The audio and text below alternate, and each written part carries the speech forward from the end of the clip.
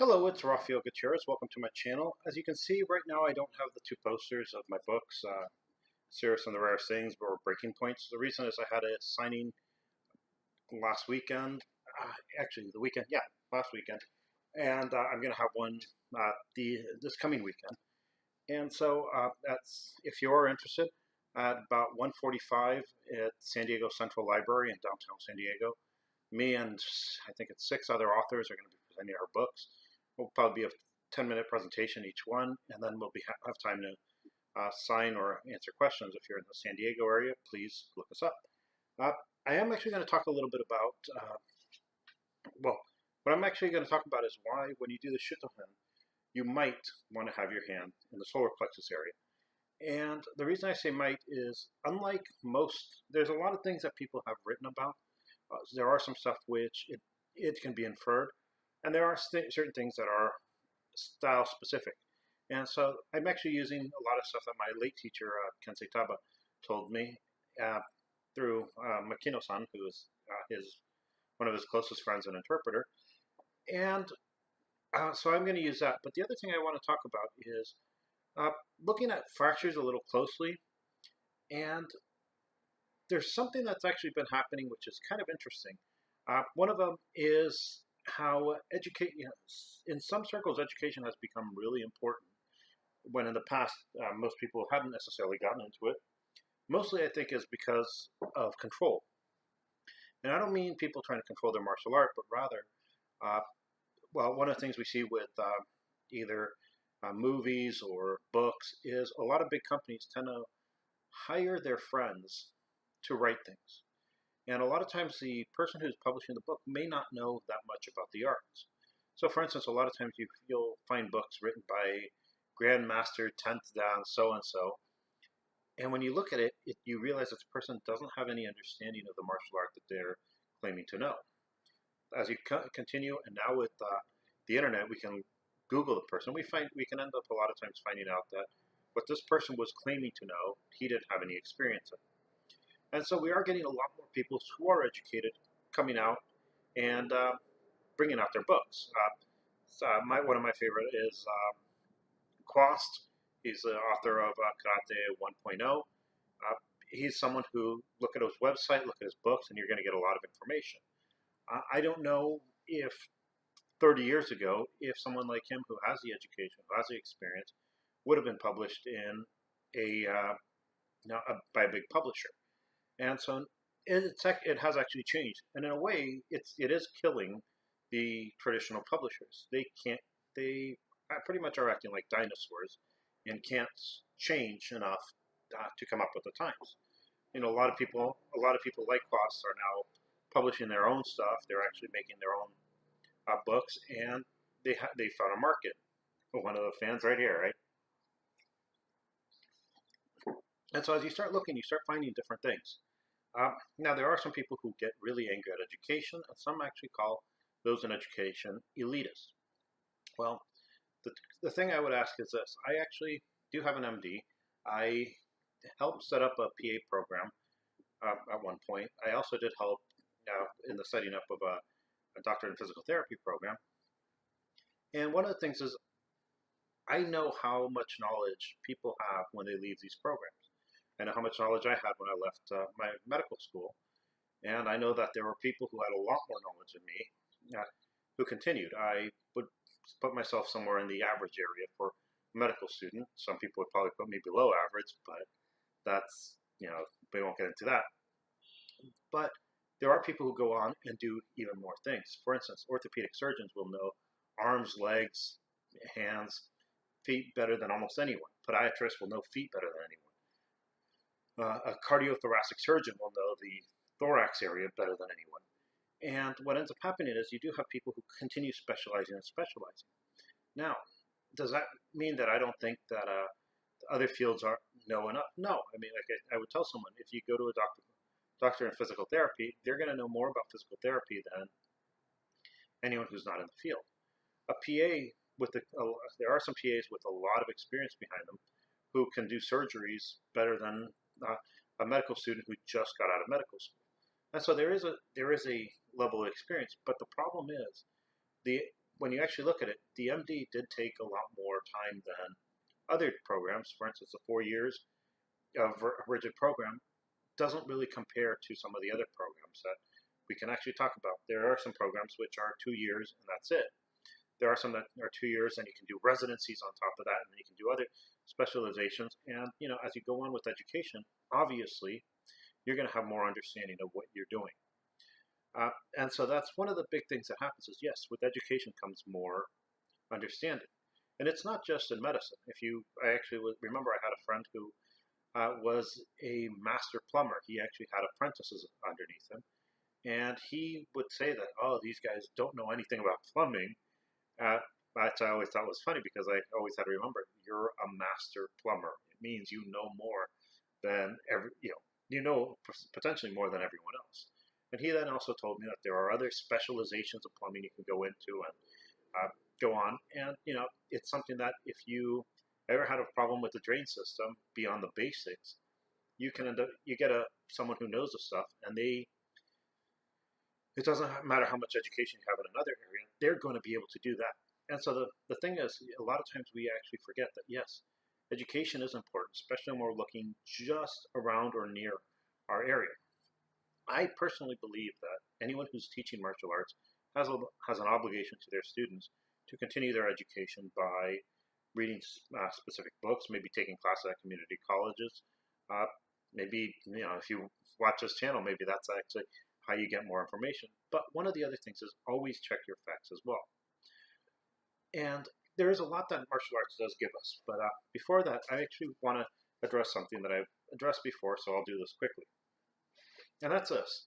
A lot of times people talk about how someone broke a bone. And I saw a video recently of someone who broke their fist punching someone in the head. The problem is their fist was not, when they punched, their punches weren't linear. They weren't going in a predictable manner. They were actually coming from all over the place. And one of the punches, I noticed, actually came up like this and down here.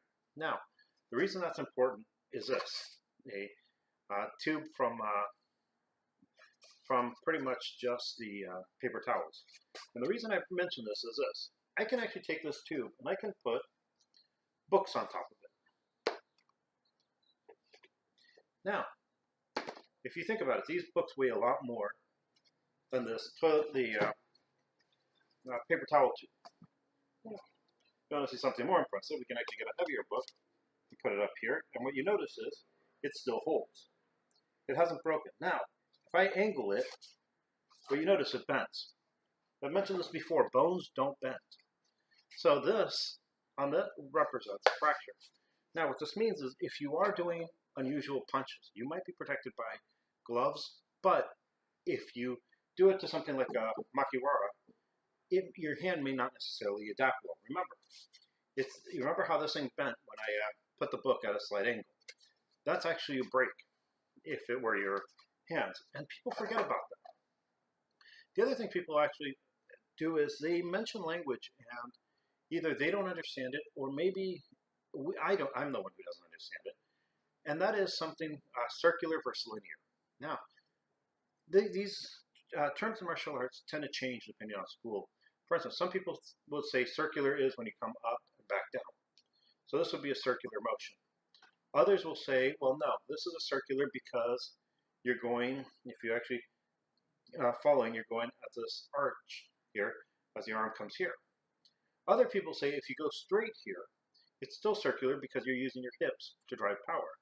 Now, if we're dealing with circular force, and this is going to be important later on, what we do have is we can actually develop certain force. Now, those of you who take physics know that if you have a circular force, you can actually attach that to a linear force, and so that circular rotation causes that linear acceleration later on. I'll let physicists talk about that. But, so when we're talking about circular forces, there are different things that can happen. Now, one of the things I'm going to talk about is, and I'm using Shoshin Nagamini's book for this, because on page 26, figure 3, it shows you the strike point of a shito hand. Take a look at it here a little more. And so I'm going to use that. Some people say, oh, well, you want to hit something hard with something soft with something hard. And that might be the case, but the truth is, a lot of times if you want to break, you want to use the one that's going to is more likely to spread the blow. Now, I am going to use, one of the things that I will notice is I'm going to use shito hand, but not from one kata, but from a couple different ones. So what I'm actually going to talk about is sometimes you have katas like peanut shodan, which I'm elevating this hand, where you actually come here, here. You then have katas like rohai, which will have something where it shoots up and comes here. Now, what is the difference between this and this? And one of the big things is, well, one actually can come to protect your face. One of them is for pretty much neck area. The other is, some people will say, is, well, one's more advanced than the other. This, by the way, can also be, if you look at it, instead of coming here, here, we have the same movement, just a little different area of the hand, which you're using for a hit. So if you're actually coming here, and then twisting here, that's one thing. That's the other one that you'll see, is sometimes you'll see coming out and coming around. Usually, though, that one will come underneath. But it doesn't matter. If you actually look here, same move as here. Now, why? Let's deal with this first as a block. And for that, I'm going to stand. And then you're going to be looking at this area here. Now, if I come here, and if I'm in Nikolachi, I'm going to angle this up a little more. If I'm in Nikolachi here, my hand is here, by just rotating my hips a little, that's why I was talking about the linear version. If I go straight, I actually just have this movement here. But if I actually rotate my hips, what you'll notice is, if I move my hand with my hips, I'm getting this movement. If I leave the hand here and twist, my hand's coming to my biceps. So when I come around here, what I'm doing is protecting the entire body. At the same time, something else can happen. From here, sometimes you'll see some katas, I'll use this one here, which will come here, and then from here, punch. Again, you have the same movement. It's actually coming here, straight line. In this case, though, instead of coming and coming around, you now have straight line for a strike. You can also say, okay, well, from here, you can use this as a strike to side, a head, whatever. And again, what you're doing is you're using that hip movement to drive everything. So this is going to cause displacement of the hand. You can see where my solar plexus is here. When I turn here, you can see how it goes. Okay, I'm going to keep those hands straight. It comes across. So it allows for an easier block. If I want to use it as a strike, same thing. So here, hand is here. As I block here, my strike is already ready to come straight in. So we have different variations of why this would be important. A lot of it does have to do with the hips. Now, I did want to actually look at how much force a shito hand can produce. Why you would prefer to hit with the shito hand versus the pretty much traditional. So why you would want to come and hit here, which would be the side of the head, maybe the jaw, versus just coming in straight punch. Now I'm using this here because when I hit the makiwara here, I want to get some sort of reading.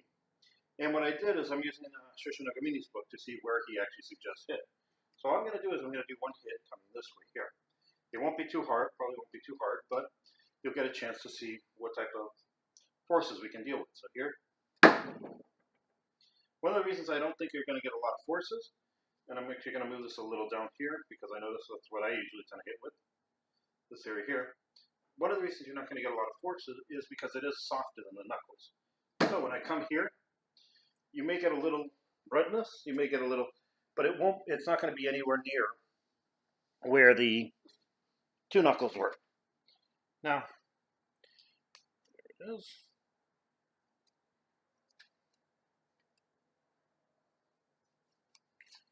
And I know how much my knuckles actually produce when I hit with two. This is just the standard low. And I'm going to pause for a second. So, look, I actually just looked at my sheet, calculated, and it got me at about 700. Let me actually get it right. No, sorry. It got me just about 700 psi's of pressure. That's a lot less. That's actually half of what I get with that two knuckles. And yes, I did go hard, but the problem is there's a lot of padding here. If you feel your muscles, they're actually soft. So when you hit, you actually do have a lot of padding. Now, there are actually some advantages to that strike, by the way, if you're coming across here. And that's this. If you remember, I did a video on gloves with the boxing gloves and the MMA gloves, and they found with linear accelerations, they both had about the same protection, but when it came for the angular accelerations, you ended up getting less protection with the MMA glove. So you got more damage with MMA glove is what it means. Now, if you actually take this strike coming to the jaw here, it does cause that rotation, which can end up causing more brain trauma. So there is a reason to use that, even though it does produce less force on a straight in. It depends what you're trying to attack and how. Now, I'm going to mention something next week, and that is I was actually looking at some of the books, and there's two of them in particular, and there has been a lot on coming out on radio and everything on financial literacy. And people don't realize, but a lot of the martial art books that we have really do give you an idea of financial literacy. So I will talk a little bit about that next time. I hope you enjoy this, and if you're in the San Diego area on the 20, what is it? Would it be the 28th? Please come to the Central Library at 145. If you can't find us directly, if you ask us where the authors are, they'll point you over, and hopefully I'll get a chance to meet you. Maybe even afterwards we can get coffee. Well, see you later, and have a nice day.